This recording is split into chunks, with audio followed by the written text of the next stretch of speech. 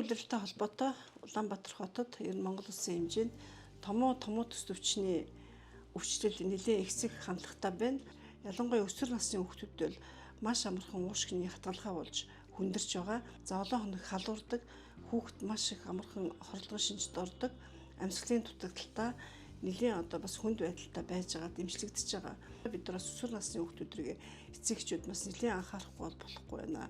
Нэгдүгээр хүүхэд таниад хүргээд гэртээ халуураад ихнээс гэртээ л байлга.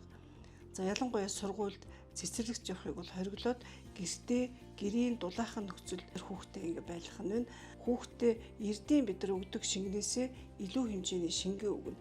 Эцэгчүүд гэрээрээ олон хоног антибиотикийн хэрэглийг нэлээд хэрэгэлцэн ирээд байна. Тэгэхээр хүүхэд өнгөс томоо төс төвчийн эхлэмээс вирусын гаралтай юм чинь бид нар яах вэ гэхээр нөгөө антибиотик хэрэглэж болохгүй.